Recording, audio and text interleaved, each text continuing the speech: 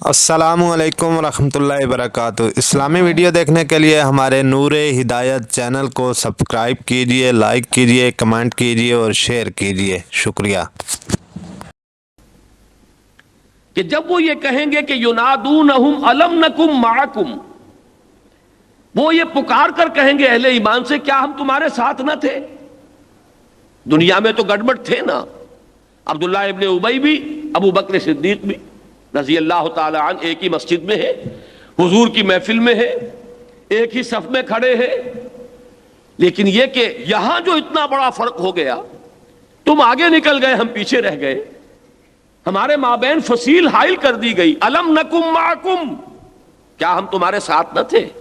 اب یہاں قالو ہے، یہ ہے معروف کا صیغہ، وہ کہیں گے اہل ایمان بلا، کیوں نہیں، تھے تم بھی ہمارے ساتھ تھے، اللہ نے تمہیں توفیق دی تھی، کلمہ شہادت تم نے زبان سے ادا کیا تھا، اور تم میں سے کسی کو کسی وقت کوئی ایمان کی رمق بھی شاید حاصل ہو گئی ہو، لیکن تم نے کیا کیا وہ یاد کرو۔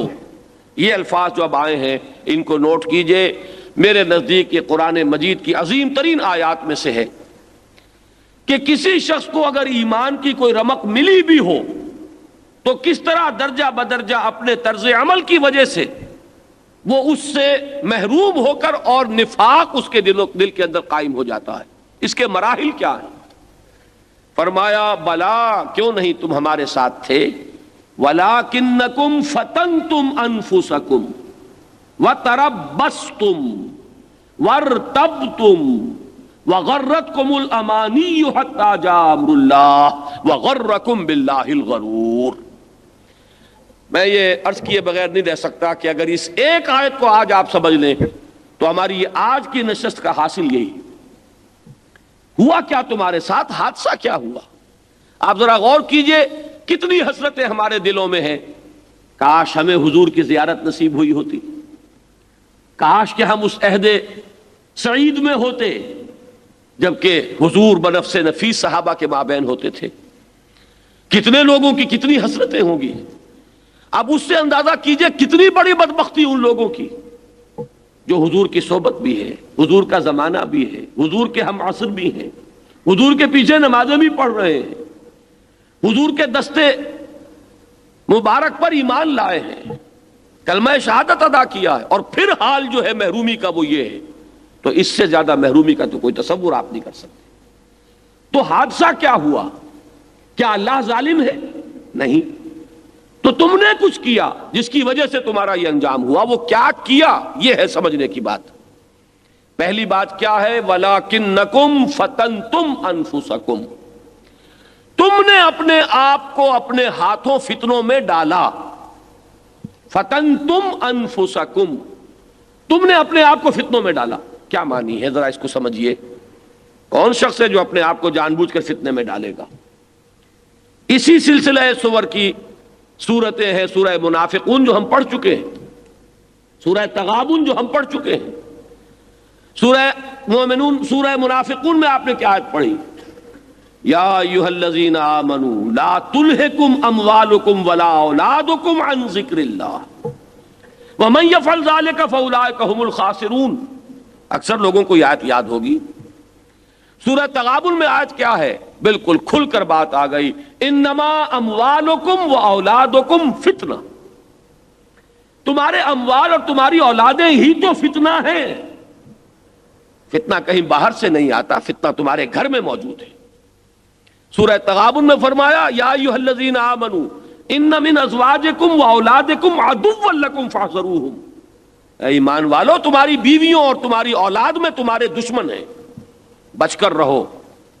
یہ ہے اصل شے۔ فتنہ کیا ہے؟ مال کی محبت ہے، لیکن وہ ترازو کا جو ڈنڈی جو آپ کے ہاتھ میں تھی، اس کو آپ نے خود اللہ کی محبت کا پلڑا اوپر اٹھا دیا اور اولاد کو اور مال کی محبت کا پلڑا نیچے کر دیا۔ کس نے کیا؟ کس نے یہ ترجیحات قائم کی؟ کس نے تقدیم و تاخیر کی؟ تم نے کس کو مؤخر کیا، کس کو مقدم کیا؟ یوم ینبأ الانسان یومئذ بما قدم واخر، کس چیز کو آگے کیا، کس کو پیچھے کیا، کس کو اہم تر سمجھا، کس کو کم اہم سمجھا. یہ تمہارے اپنے کرتوت ہیں. تم نے مال کی محبت، اولاد کی محبت، اس کو اللہ اور اس کے رسول اور اللہ کی راہ میں جہاد اور انفاق پر غالب کر دیا. یہ ہے تمہارا وہ عمل کہ جس کی وجہ سے تم نے اپنے آپ کو اپنے ہاتھوں فتنے میں ڈالا. یہ سمجھ میں آئے گی آیت اس آیت کے حوالے سے جو میں نے بارہا آپ کو سنائی ہے. اس لیے کہ یہ جو ڈائنامک کانسیپٹ کی میں نے آج بات کی ہے، اس کے اعتبار سے قرآن مجید کی عظیم ترین آیات میں سے سورہ توبہ کی آیت نمبر 24 ہے. یہی ترازو. اے نبی ان سے کہہ دیجئے قل ان کان آباؤکم وابناؤکم واخوانکم وازواجکم وعشیرتکم واموال اقترفتموها وتجارۃ تخشون کسادها ومساکن ترضونها احب الیکم من اللہ ورسولہ وجہاد فی سبیلہ فتربصوا حتی یاتی اللہ بامرہ واللہ لا یہدی القوم الفاسقین. اے نبی ان سے کہہ دیجئے کہ اگر تمہیں اپنے باپ، اپنے بیٹے، اپنے بھائی، اپنی بیویاں، اپنے رشتہ دار، اپنے وہ مال جو تم نے جمع کیے ہیں، بڑی محنت سے کمائے ہیں، اپنے وہ کاروبار جو بڑی محنت سے جمائے ہیں اور اب انہیں کساد کا تمہیں اندیشہ رہتا ہے، اور اپنے وہ مکانات جو تم نے بڑے ارمانوں کے ساتھ بنائے ہیں اور سجائے ہیں، انہیں فرنش کیا ہے. یہ 8 چیزیں اگر محبوب تر ہیں اللہ سے اور اس کے رسول سے اور اللہ کی راہ میں جہاد کرنے سے، تو جاؤ دفع ہو جاؤ، انتظار کرو حتیٰ یاتی اللہ بامری، یہاں تک کہ اللہ اپنا فیصلہ سنا دے.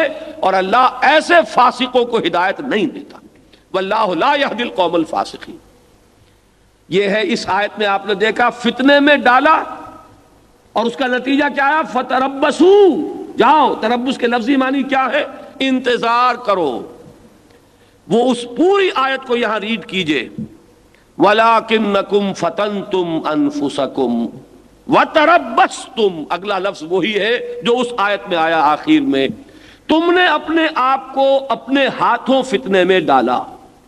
مال کی محبت کو مقدم کیا اللہ کی محبت پر، کاروبار کی محبت کو مقدم کیا اللہ کی راہ میں جہاد کی محبت پر، اولاد اور بیوی کی محبت کو مقدم کیا اللہ کے دین کی خدمت کی محبت پر. یہ تمہارے اپنے ہاتھوں کے کرتوت ہیں، یہ تمہارا اپنا چوائس ہے. یہ میزان جو ہے اس کی ڈنڈی تم نے جھکائی. اس کا نتیجہ کیا نکلا؟ نتیجہ تو گو مگو ہے، چلوں یا نہ چلوں، بڑھوں کہ نہ بڑھوں. ادھر سے پکار آ رہی ہے نکلو اللہ کی راہ میں، انفروا خفافا وثقالا. ادھر پاؤں میں بیڑیاں پڑی ہوئی ہیں، مال کی محبت، جان کی محبت، اولاد کی محبت. جگر کا بڑا پیارا شعر ہے، تپتی راہیں مجھ کو پکاریں اور دامن پکڑے چھاؤں گھنیری. فرض پکار رہا ہے اور ادھر گھر کا آرام، گھر کی آسائش. حضرت کعب ابن مالک کو کس چیز نے روکا تھا؟ غزوہ تبوک پر کیوں نہیں جا سکے تھے؟ صاف اقرار کر لیا تھا حضور کی واپسی پر، حضور میرے پاس کوئی عذر نہیں ہے. میں بھی جھوٹ بول سکتا ہوں ان منافقوں کی طرح جنہوں نے جھوٹی قسمیں کھا کر اپنے آپ کو بری کروا لیا ہے. میری بھی زبان ہے، میں بھی اپنی بہت سے عذرات تراش کر آپ کے سامنے پیش کر سکتا تھا. لیکن میں صاف اعتراف کرتا ہوں کہ جتنا میں صحت مند اور توانا ان دنوں تھا اتنا کبھی نہیں ہوا. جتنا میں غنی اور خوشحال ان دنوں تھا اتنا کبھی نہیں ہوا. نہ میرے پاس مال کی کمی تھی، نہ سواری کی کمی تھی، نہ صحت کی کوئی کمی تھی، کوئی بیماری کا عذر تھا. لیکن ہوا کیا؟ مجھے میرے نفس نے ورغلایا کہ کعب ابھی چند دن گھر میں آرام سے بسر کرو، تمہاری اونٹنی بڑی تیز رفتار ہے. حضور تو چلیں گے، 30,000 کا لشکر ہے. ظاہر بات ہے 30,000 کا لشکر تیزی سے نہیں چل سکتا، وہ تو سلولی موو کرے گا. تم ذرا چند دن کے بعد چلنا، تیزی سے اپنی ناقہ کو دوڑانا، حضور سے مل جانا. ایک کے بعد دوسرا اور دوسرے کے بعد تیسرا دن نکلتا چلا گیا، اسی لیت و لال میں، اسی حیث بیس میں، اسی تاخیر و تعویق میں کہ اچانک ایک روز مجھے محسوس ہوا کہ اب تو چاہے میں کتنا بھی تیز دوڑ لوں میں آپ سے نہیں مل سکتا. اس وقت میرے اعصاب جواب دے گئے. یہ ہے اصل میں وہ تربص. یہ جان لیجئے اس آیت کو، ایک آیت کو آپ سمجھ لیں گے تو نفاق کی حقیقت واضح ہو جائے گی. وَلَٰكِنَّكُمْ فَتَنْتُمْ أَنفُسَكُمْ وَتَرَبَّصْتُمْ. اچھا اب اس کے بعد تیسرا لفظ کیا ہے؟ وَارْتَبْتُمْ. اور تم شکوک میں پڑ گئے. یہ تیسری سٹیج ہے. پہلے تو یہ کہ ذرا تاخیر، تعویق، تپتی راہیں مجھ کو السلام علیکم ورحمۃ اللہ وبرکاتہ۔ اسلامی ویڈیو دیکھنے کے لیے ہمارے نور ہدایت چینل کو سبسکرائب کیجئے، لائک کیجئے، کمنٹ کیجئے اور شیئر کیجئے۔ شکریہ۔ پکارے، دامن پکڑے چھاؤں گھنیری، اور جب واقعی آدمی رک گیا تو اب اگر کوئی پونجی ایمان اور یقین کی تھی تو وہ پگھلنی شروع ہو جائے گی، زائل ہونی شروع ہو جائے گی، شکوک و شبہات کے کانٹے اس میں گڑ جائیں گے۔ پتہ نہیں آخرت ہے بھی کہ نہیں، اندر سے شیطان وسوسہ اندازی کرے گا کہ تم کس چیز کے پیچھے پڑے ہوئے ہو، دنیا کا نقد چھوڑ کر آخرت کے ادھار کے پیچھے جا رہے ہو۔ یہ تو بہت ہی ناسمجھی کی بات ہے، نادانی کی بات ہے، بے وقوفی کی بات ہے۔ منافقین نے یہ لفظ استعمال کیا ہے، بے وقوف، سفیہ۔ جب ان سے کہا جاتا تھا کہ آمنوا کما آمن الناس، لاؤ ایمان جیسے دوسرے لوگ ایمان لائے ہیں، یہ کیا ہے تمہارا ایمان کہ ایمان بھی ہے اور جب پکارا جاتا ہے تو تم رہ جاتے ہو، آتے نہیں۔ ایمان بھی ہے لیکن یہ کہ نماز کے لیے بھی کھڑے ہوتے ہو تو مارے باندھے کو کھڑے ہوتے ہو، کسالہ، سخت کسل مندی کے ساتھ، معلوم ہی نہیں ہوتا کہ تمہاری طبیعت میں آمادگی۔ ایمان لاؤ جیسے کہ ایمان لانے کا حق ہے۔ اور وہ کیا جواب دیتے تھے؟ انؤمن کما آمن السفہاء، کیا ہم ان بے وقوفوں کی طرح ایمان لائیں؟ انہیں تو اپنے نفع نقصان کی کوئی فکر نہیں رہی، انہیں تو اپنی کوئی بھلائی اور برائی کی تمیز نہیں رہی، ان کی مت ماری گئی، یہ فینیٹکس ہیں، دیوانے ہیں، مجنون ہیں۔ ہم اس طرح کا سودا کرنے کو تیار نہیں۔ یہ ہے وہ چیز جس سے کہ پھر اگر کوئی تھوڑی بہت رمق دستیاب ہوئی تھی نور ایمان کی، جیسے کہ ہم پڑھ چکے ہیں سورہ منافقون میں، ذالک بانہم آمنوا ثم کفروا فتبع علی قلوبہم فہم لا یفقہون، یہ ایمان لائے تو تھے لیکن پھر ایمان سے محروم ہو گئے۔ فرق صرف یہ کہ زبان سے انہوں نے اعلان نہیں کیا ایمان سے واپسی کا، اوپر سے مومن بنے ہوئے ہیں، مسلم بنے ہوئے، اندر سے کھوکھلے ہو چکے، دیمک چٹ کر چکی، ایمان کی اگر کوئی رمق ملی بھی تھی تو زائل ہو چکی۔ وَلَٰكِنَّكُمْ فَتَنْتُمْ أَنفُسَكُمْ وَتَرَبَّصْتُمْ وَارْتَبْتُمْ وَغَرَّتْكُمُ الْأَمَانِي، یہ چوتھی سٹیج ہے۔ جب انسان یہاں تک آتا ہے، مجھے اقبال کا شعر یاد آیا کہ خواب سے بیدار ہوتا ہے ذرا بہکو مگر، پھر سلا دیتی ہے اس کو حکمراں کی ساحری۔ اگر کبھی اندر سے طبیعت کے اندر ضمیر نے ذرا ملامت بھی کی کہ کیا ہو گیا ہے تمہیں، ایمان کے دعوے دار بنے پھرتے ہو اور اللہ کی راہ میں نہ انفاق، نہ اللہ کی راہ کے لیے تمہارے پاس وقت ہے، نہ اس کے لیے تمہارے اندر کوئی ارج ہے کہ کوئی کام کرو، کوئی محنت کرو، یہ بڑی کوتاہی ہے۔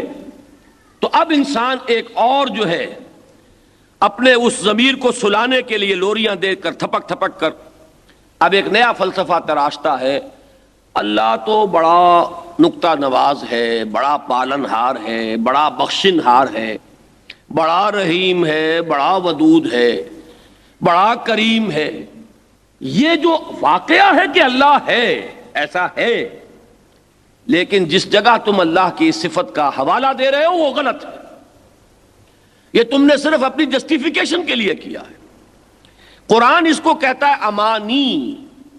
امانی جمع ہے امنیہ، امنیہ کہتے ہیں تمنا، تمنا اسی سے بنا ہے۔ تو انگریزی میں اس کا صحیح سینس آپ سمجھیں گے وشفل تھنکنگ۔ یہ وشفل تھنکنگ جو ہے انسان کو یہ پھر لوری دے کر سلاتی ہے۔ اجی ہم تو بخشے بخشائے ہیں، ہم تو فلاں کی امت میں ہیں، ابراہیم کی نسل میں ہیں۔ یہ لفظ آتا ہے قرآن میں یہود کے بارے میں۔ وہ کہتے تھے لن تمسنا النار الا ایاما معدودہ، ہمیں تو آگ سوائے گنتی کے چند دنوں کو چھو ہی نہیں سکتی۔ قرآن نے ان سے سوال کیا تلک امانیہم قل ہاتوا برہانکم ان کنتم صادقین، یہ تو ان کی امانی ہے، یہ ان کی وشفل تھنکنگ ہے، یہ ان کے من گھڑت خیالات ہیں، انہوں نے اپنی خواہشات کو عقیدے کا درجہ دے دیا ہے۔ اے نبی ان سے کہیے لاؤ کوئی دلیل، کہیں تورات میں ہم نے یہ ضمانت دی ہے، کہیں ہم نے تمہیں یہ سرٹیفکیٹ دیا ہے، لاؤ۔ تو امانی کا لفظ وہاں سے پہچانیے، وغرتکم الامانی، پھر تمہیں امانی نے دھوکہ دیا۔ اگر جاگے کبھی تو ان خواہشات نے، اس وشفل تھنکنگ نے، قرآن میں نقل ہوئے ہیں، ان کا قول یہ ہے نحن ابناء اللہ واحباؤہ، ہم تو اللہ کے بیٹوں کے مانند ہیں، اس کے بڑے چہیتے اور لاڈلے ہیں۔ حساب کتاب تو دوسروں کا ہوگا، ہم سے کیا ہوگا؟ اگر دوسروں کی آنکھوں میں دھول جھونکنے کے لیے ہمارا حساب کتاب ہوا بھی تو ہمیں جہنم میں بس چند دن کے لیے ڈالیں گے، پھر نکال لیں گے۔ یہ تھی ان کی خواہشات۔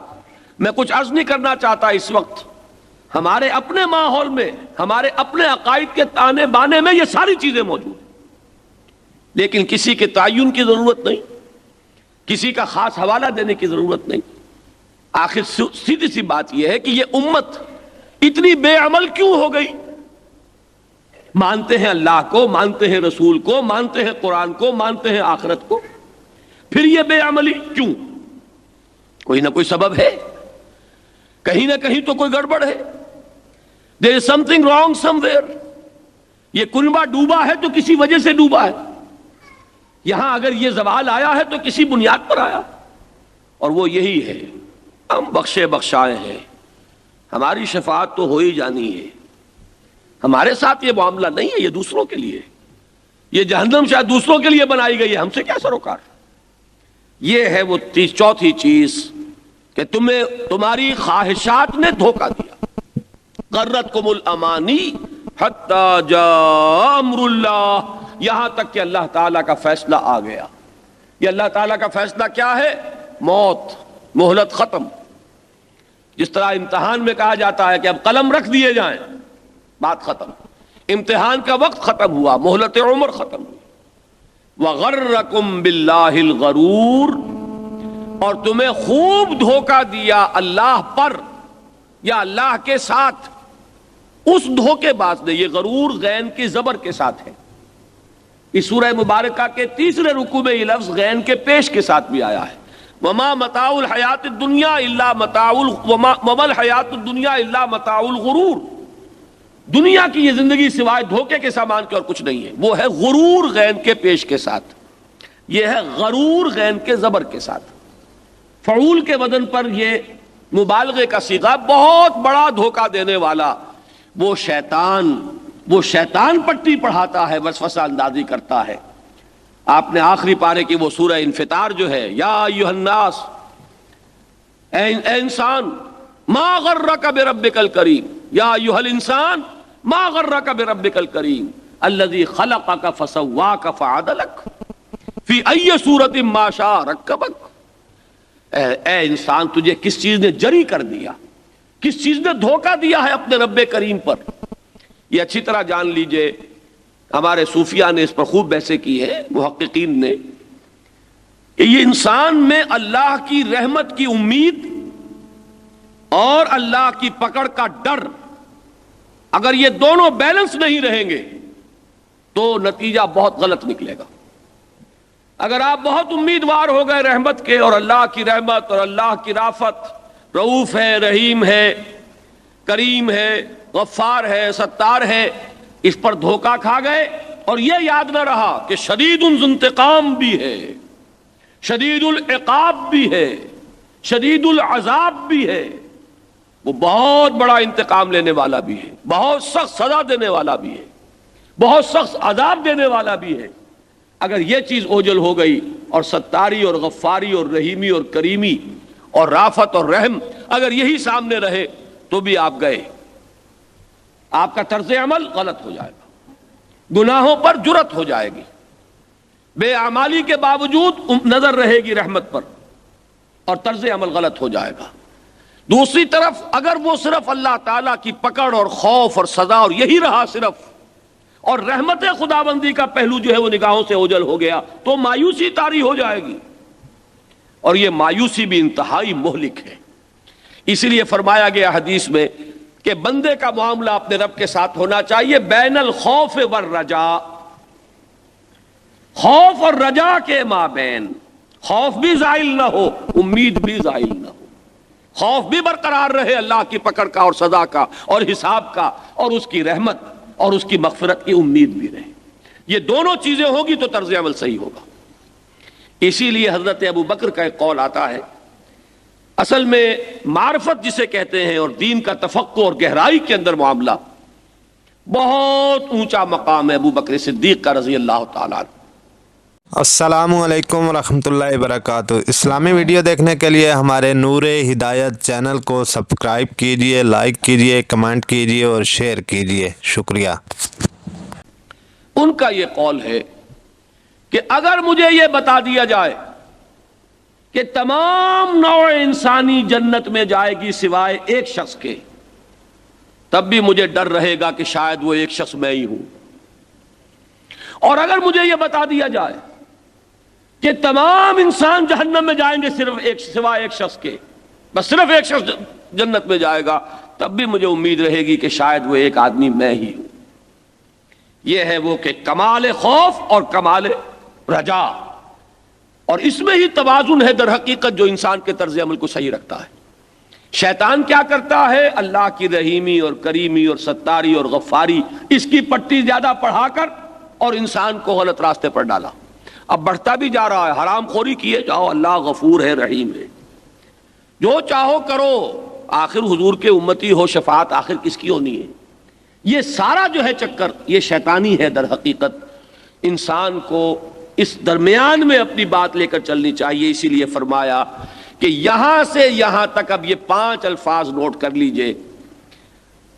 اللہ نہ کرے کہ ہم کہیں ان 5 منزلوں میں سے کسی منزل پر کھڑے ہوں، لیکن یہ جان لیجئے اگر قرآن کو پڑھتے ہوئے ساتھ کے ساتھ اپنے آپ کو تولتے نہیں رہیں گے تو یہ پڑھنا بیکار ہو جائے گا۔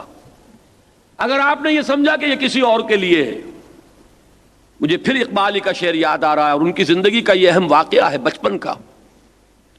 ایک روز وہ کہتے ہیں کہ میں بچپن میں قرآن مجید کی تلاوت کر رہا تھا، تو والد ان کے شیخ نور محمد، وہ کوئی بہت باخدا اور بہت خدا رسیدہ انسان تھے، گہرے انسان۔ ان کی آپ نے شاید دیکھی ہو، اخبارات میں فوٹو آتے ہیں، بڑی طویل داڑھی اور بہت نورانی چہرہ۔ انہوں نے کہا بیٹے یہ تم قرآن کیسے پڑھتے ہو؟ اب حیران ہوئے اقبال، وہ بچپن، وہ کہتے ہیں میں حیران ہوا کہ بجان نے کیا بات پوچھی، قرآن کیسے پڑھتا ہوں۔ پھر کہا والد نے کہ بیٹے قرآن ایسے پڑھا کرو، یوں محسوس کرتے ہوئے کہ جیسے یہ تم پر نازل ہو رہا ہے، اس کے مخاطب تم ہو، اس کا ایک ایک لفظ اللہ خطاب فرما رہا ہے اور تم ہو اس کے مخاطب۔ یہ باپ کی کہی ہوئی بات ہے بچپن کی، جس کو کہ پھر اقبال نے یوں ادا کیا ہے کہ تیرے ضمیر پہ جب تک نہ ہو نزول کتاب، گرہ کشا ہے نہ راضی نہ صاحب کشاف۔ اگر تم نے اس کی لغوی بحثیں اور اس کی نحوی بحثیں اور فلاں لفظ فلاں سے جگہ اور وہاں سے یہاں آ گیا، اور فلاں آیت کے بارے میں فلاں کا قول یہ ہے اور فلاں کا کرائے یہ ہے، اور یہ لکھ دیا ہے رازی نے اور یہ لکھا ہے زمخشری نے، یہ سب حفظ ہے، لیکن تم نے یہ نہ سمجھا کہ یہ تم سے متعلق ہے، تو دماغ میں تو بہت سا انسائکلوپیڈیک مواد جو ہے وہ جمع ہو جائے گا، لیکن اس قرآن سے تمہیں فائدہ کچھ نہیں ہوگا۔ یہ سمجھو کہ تم مخاطب ہو اس کے۔ لہذا اس آیت کو خاص طور پر پڑھتے ہوئے ہمیں ذرا اپنا جائزہ لینا چاہیے کہ کون سی وادی میں ہے، کون سی منزل میں ہے عشق بلا خیز کا قافلہ سخت جاں، میری اپنی مانوی شخصیت کہاں ہے؟ کہیں ان میں سے کسی جگہ پر تو نہیں کھڑے ہوئے؟ گاڑی کون سی اسٹیشن پر رکی ہوئی ہے؟ وَلَٰكِنَّكُمْ فَتَنْتُمْ أَنفُسَكُمْ وَتَرَبَّصْتُمْ وَارْتَبْتُمْ وَغَرَّتْكُمُ الْأَمَانِيُّ حَتَّىٰ جَاءَ أَمْرُ اللَّهِ وَغَرَّكُمْ بِاللَّهِ الْغَرُورُ۔ یہ ہے اصل میں تم تھے ہمارے ساتھ وہاں دنیا میں، اور انجام تمہارا ہو رہا ہے کفار کے ساتھ، وہاں سے یہاں تک جو سارا سفر ہے یہ ان 5 الفاظ کے حوالے سے پہچان لو۔ لہذا آپ دیکھیے اگلی آیت کس قدر حسرت لیے ہوئے ہے۔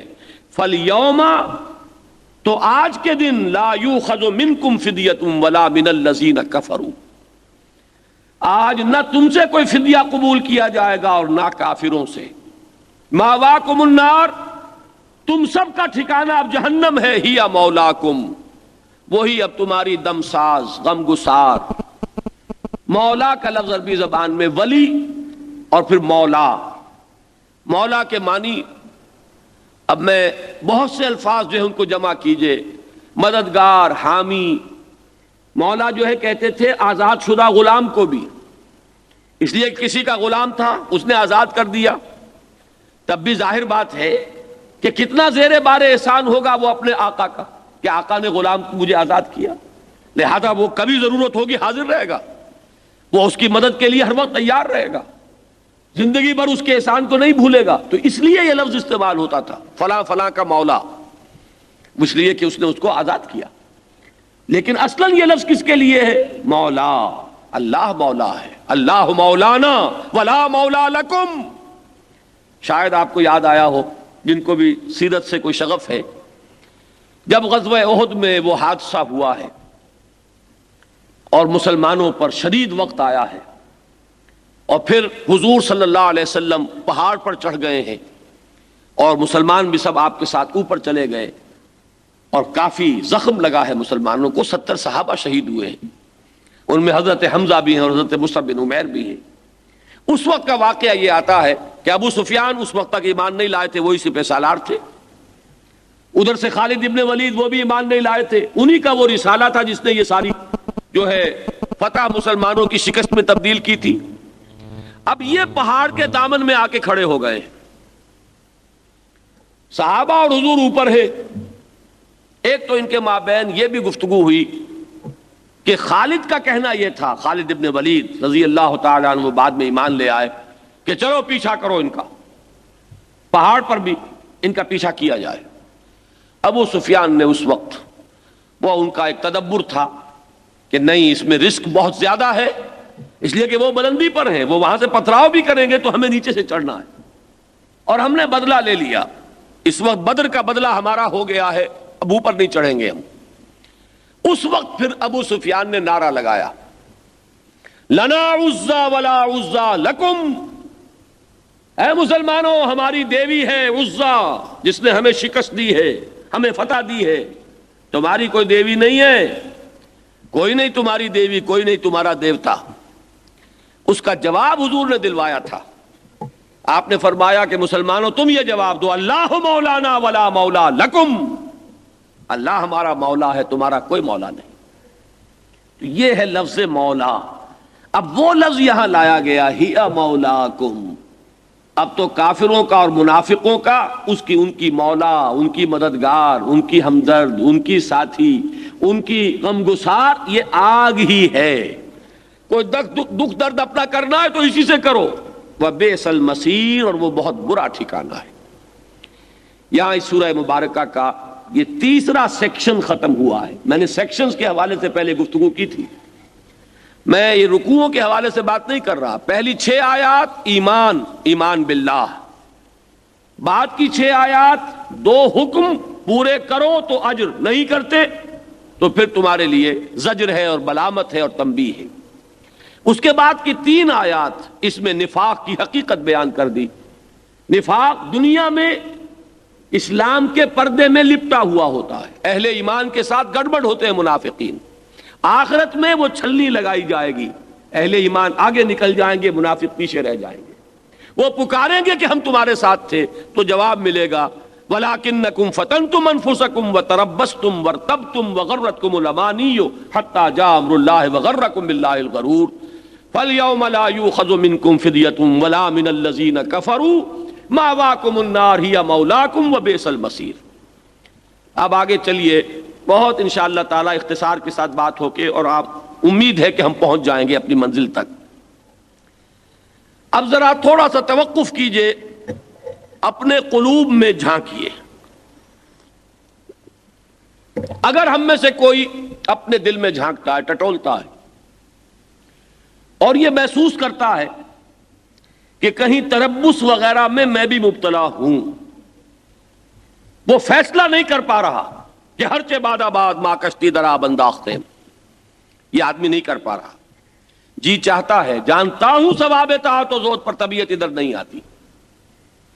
ایسے شخص سے اب گفتگو شروع ہو رہی ہے.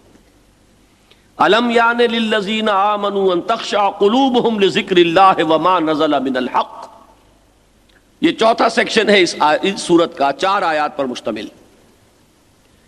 کیا آج نہیں گیا ہے وقت اہل ایمان کے لیے کہ جھک جائیں ان کے دل؟ خشع یخشع، جھک جانا، خشوع، ان کے دل جھک جائیں لذکر اللہ وما نزل من الحق، اللہ کی یاد میں اور جو کچھ حق السلام علیکم ورحمۃ اللہ وبرکاتہ۔ اسلامی ویڈیو دیکھنے کے لیے ہمارے نور ہدایت چینل کو سبسکرائب کیجیے، لائک کیجیے، کمنٹ کیجیے اور شیئر کیجیے، شکریہ۔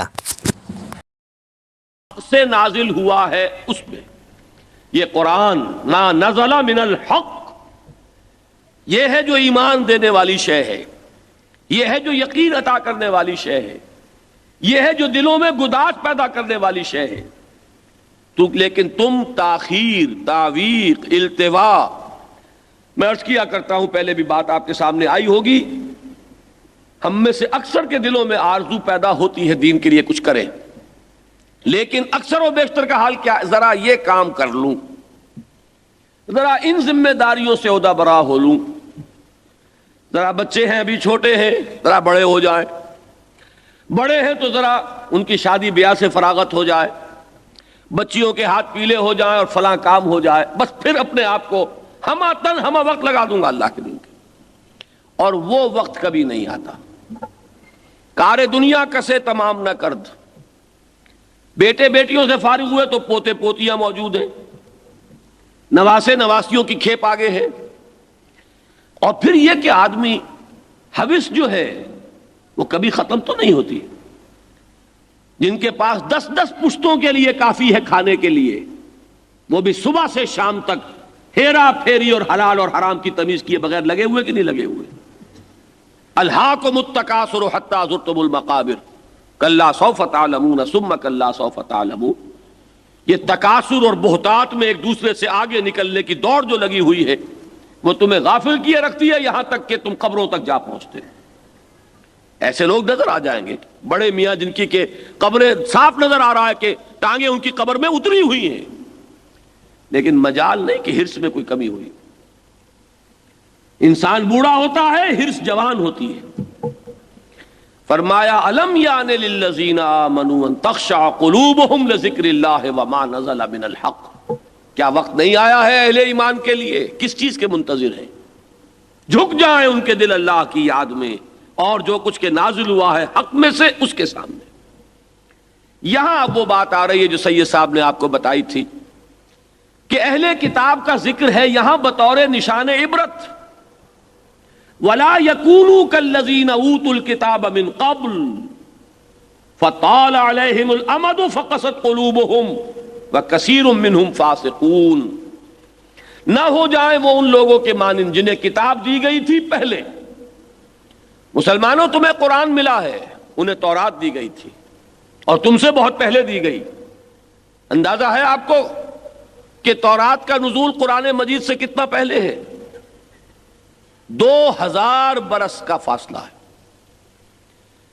1300 قبل مسیح میں ایکسوڈس، خروج مصر سے بنی اسرائیل کا ہوا ہے، اور جب وہاں سے نکل کر سینائی پیننسولا میں آئے ہیں تو کوہ طور پر بلا کر اور پھر اللہ تعالیٰ نے حضرت موسیٰ کے تورات دی۔ 1300 قبل مسیح اور ادھر یہ 1900، یہ جو حضرت مسیح علیہ السلام کا، لیکن قرآن مجید کا نزول 610 میں ہوا، 610 میں شروع ہوا، 632 تک مکمل ہوا، تو 610 وہ اور 1300 وہ 1910 سال کا فصل ہے تورات میں اور قرآن مجید کے نزول۔ تو تم سے پہلے کتاب دی گئی، لیکن ان پر ایک مدت گزر گئی، فطال علیہم الامد فقست قلوبہم، ان کے دل سخت ہوتے چلے گئے۔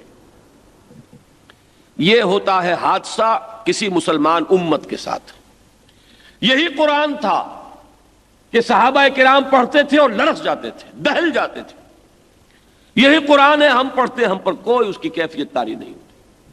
وجہ کیا ہے؟ ہمارے دل سخت ہو گئے، اور سختی کا یہ عالم ہے۔ سورہ بقرہ کے شروع میں اہل کتاب سے، یہود سے خطاب کر کے کہا گیا ہے ثم قست قلوبکم فہی کالحجارۃ او اشد قسوہ، پھر تمہارے دل سخت ہو گئے، اور وہ پتھروں جتنے سخت ہیں بلکہ ان سے بھی زیادہ سخت۔ وَإِنَّ مِنَ الْحِجَارَةِ لَمَا يَتَفَجَّرُ مِنْهُ الْأَنْهَارُ، چٹانیں تو وہ بھی ہیں جو پھٹ جاتی ہیں، ان میں سے پانی نکل آتا ہے، پتھر وہ بھی ہیں جو گر پڑتے ہیں اللہ کے خوف سے۔ لیکن یہ کہ جب انسان کا دل پتھر ہوتا ہے تو کوئی شے اس کی سختی کا مقابلہ نہیں کر سکتی۔ تو فرمایا مسلمانوں ویسے نہ ہو جاؤ، تمہیں بھی قرآن ملا ہے۔ دیکھیے سورہ جمعہ بھی اسی گلدستے کی صورت ہے، اس میں بھی وہی نشان عبرت، مثل الذین حملوا التوراۃ ثم لم يحملوها كمثل الحمار يحمل اسفارا۔ اے مسلمانوں صرف اس زوم میں نہ رہنا کہ تم حامل قرآن ہو، مثال ان کی جنہیں کہ حامل تورات بنایا گیا تھا، پھر انہوں نے اس کی ذمہ داری کو نہ اٹھایا، اس گدھے کسی ہے جس پر کتابوں کا بوجھ لدا ہوا، چار پائے برو کتابیں چند، گدھے کو اس کتاب سے فائدہ کیا ہے؟ آخر بنی اسرائیل اس کی مثال بنے کہ نہیں بنے؟ تو ایسا نہ ہو کہ مسلمانوں تم بھی وہ روش اختیار کرو۔ آگے میں کچھ نہیں کہتا، ہر شخص جو ہے صورتحال کو خود دیکھ رہا ہے کہ کیا واقعتاً ہم نے وہ صورت اختیار کی یا نہیں کی۔ یہاں وہی بات فرمائی وَلَا يَكُونُوا كَالَّذِينَ أُوتُوا الْكِتَابَ مِنْ قَبْلُ فَطَالَ عَلَيْهِمُ الْأَمَدُ فَقَسَتْ قُلُوبُهُمْ وَكَثِيرٌ مِّنْهُمْ فَاسِقُونَ۔ جب دل سخت ہو جائیں گے تو انسان کا رویہ کیا ہوگا؟ فاسق، فاجر۔ فسقہ کہتے ہیں حکم سے نکل جانے کو، فَفَسَقَ عَنْ أَمْرِ رَبِّهِ، شیطان کے لیے آیا سورہ کہف میں، وہ اپنے رب کے حکم سے نکل گیا۔ ظاہر بات ہے جب دل سخت ہو جائے گا پھر وہی فسق اور فجور، وہی معصیت، وہی ماننا کہ اللہ کا حکم یہ ہے لیکن پھر عمل نہ کرنا، ماننا کہ رسول کی سنت یہ ہے اور پھر اس کو پاؤں تلے رون دینا۔ یہ جو ڈھٹائی ہے، لما تقولون ما لا تفعلون کبر مقتا عند اللہ ان تقولوا ما لا تفعلون، کیوں ہوتا ہے یہ طرز عمل؟ اسی لیے کہ وہ دل سخت ہو گئے۔ اچھا اگر ایسا ہے تو اب کیا کرو؟ بہت ہی عملی ہے، اس کے لیے ایک لفظ اگر آپ اپنے ذہن میں اصطلاح کے حوالے سے ٹانک لیں اس کو، سلوک قرآنی۔ یہ سلوک ہے، قرآن راستہ بتا رہا ہے، اس مرض کے ازالے کی کیا شکل ہے۔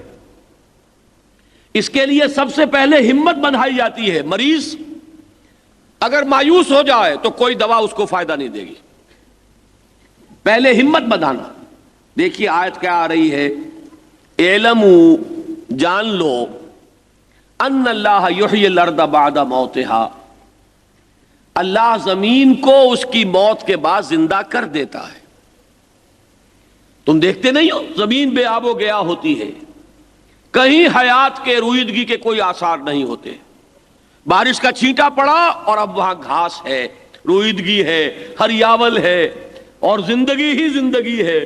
اب حشرات الارض بھی ہے، اب پرندے بھی آ رہے چہچا رہے ہیں، رگوں میں بھی کبھی صحبا ہی صحبا رقص کرتی تھی، مگر اب زندگی ہی زندگی ہے موجزن ساقی۔ یہ نقشہ اپنے نگاہوں سے دیکھتے ہو کہ نہیں؟ تو جان لو اللہ کو جب اس کی قدرت ہے تو اگر تمہارے دلوں کی زمین مردہ ہو گئی ہے تو اللہ اسے زندہ کر دے گا۔ مایوس نہ ہو، امید رکھو، رجوع کرو اللہ کی طرف، گڑ گڑاؤ، مانگو اس سے کہ اللہ بہت سختی ہے یہاں، اے اللہ دل ویران ہے، اے اللہ اس میں ایمان کی بہار آ جائے، اے اللہ میرے دل میں سوز و گداس پیدا ہو جائے۔ اس کے لیے طلب کرو۔ مجھے حضرت مسیح کے الفاظ یاد آئے، مانگو تو دیا جائے گا، کھٹکھٹاؤ تو کھولا جائے گا، دستک تو دو دروازے پر، مانگو تو صحیح۔ اور بڑے پیارے الفاظ ہیں، تم میں سے کون ہے کہ اس کا بیٹا اس سے مچھلی مانگے اور وہ اسے سانپ پکڑا دے؟ جب تم اپنے بیٹے کے ساتھ یہ نہیں کرتے تو ذرا سوچو تمہارا آسمانی باپ، کیا اگر تم اس سے کچھ مانگو گے وہ تمہیں نہ دے گا؟ مانگو تو صحیح۔ قال ربکم ادعونی استجب لکم، تمہارا رب یہ کہتا ہے مانگو مجھ سے، پکارو مجھے، میں تمہاری دعا کو قبول کروں گا۔ تو پہلی بات تو یہ ہے کہ مایوس مت ہو۔ میں عرض کر چکا ہوں مایوسی جو ہے بہت مہلک ہے، تشخیص بھی صحیح ہو، امید بھی رہے، علاج کی بھی کوشش ہو، اپنے آپ کو دھوکہ بھی نہ دیا جائے کہ مجھے بیماری نہیں۔ آپ کو یاد آ گیا ہو شاید، مسدس میں مولانا حالی نے یہ نقشہ کھینچا ہے، مگر وہ مرض جس کو آسان سمجھے، کہے جو طبیب اس کو ہذیان سمجھے۔ ہر مرض کے لیے دوا موجود ہے، ہاں سوائے اس کے کہ طبیب کی بات کو ہذیان سمجھا جا رہا ہو اور مرض جو ہے اس کے بارے میں اندازہ ہی نہ ہو کہ یہ کس قدر مہلک بھی ہو سکتا ہے۔ مگر وہ مرض جس کو آسان سمجھے، کہے جو طبیب اس کو ہذیان سمجھے. تو تشخیص بھی صحیح، علاج کی کوشش، اللہ کی رحمت سے امید. اعلموا ان اللہ یحیی الارض بعد موتها، جان لو اللہ تعالی زمین. السلام علیکم ورحمۃ اللہ وبرکاتہ. اسلامی ویڈیو دیکھنے کے لیے ہمارے نور ہدایت چینل کو سبسکرائب کیجیے، لائک کیجیے، کمنٹ کیجیے اور شیئر کیجیے. شکریہ.